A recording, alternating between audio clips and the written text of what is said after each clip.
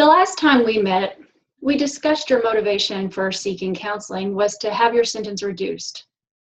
It really seems to be a top priority for you. It's not really my priority. Like I said, I don't think there's anything wrong with me, psychologically anyway, so I'm still not completely sure why this is going to help me.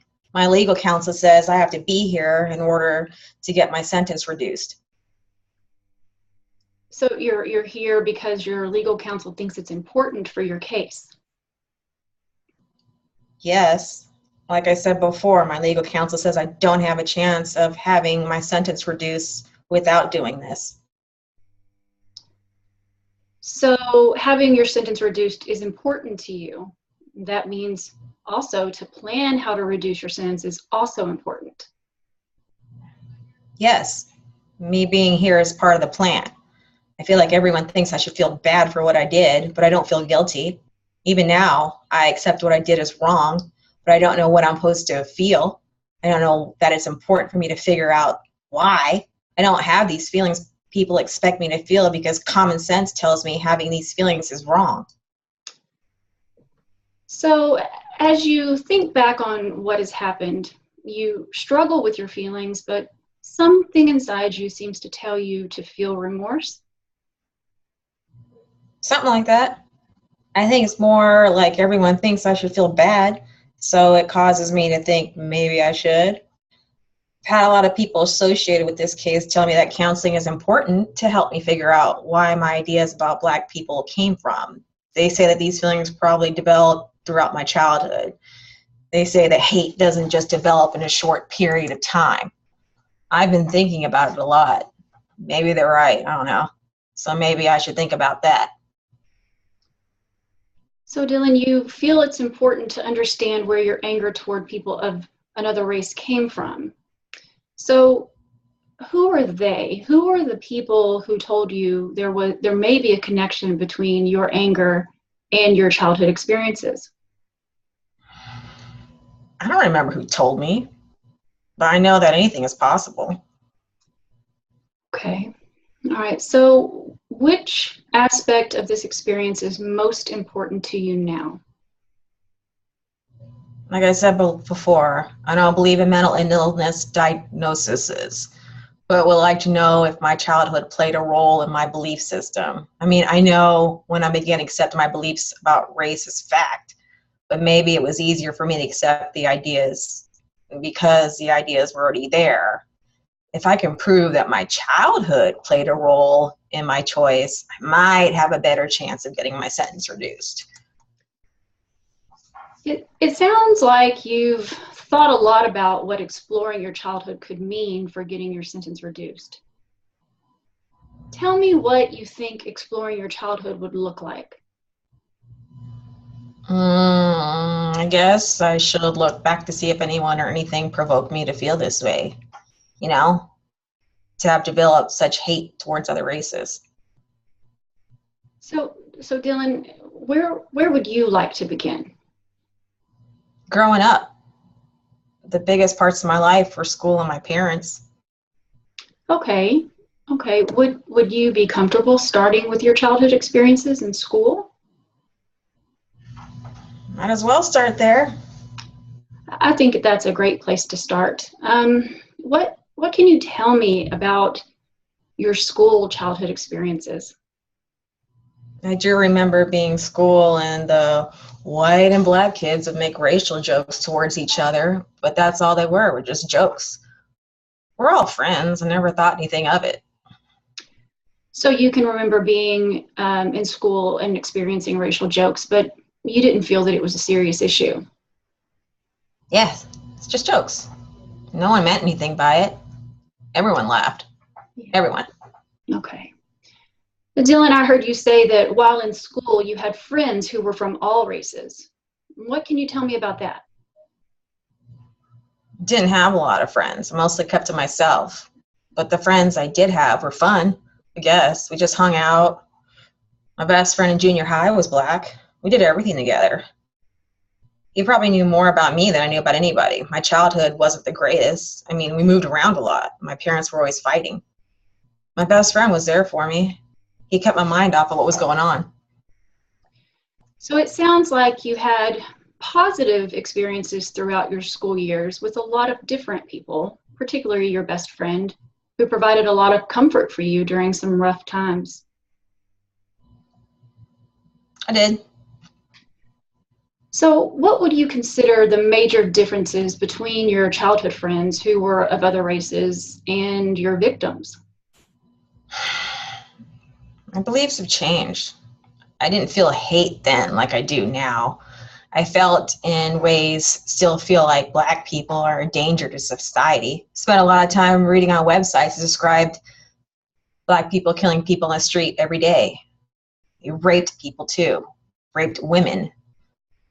Page after page described awful things in our society, things against white people. At that time, I felt that I had to do it to protect the white race.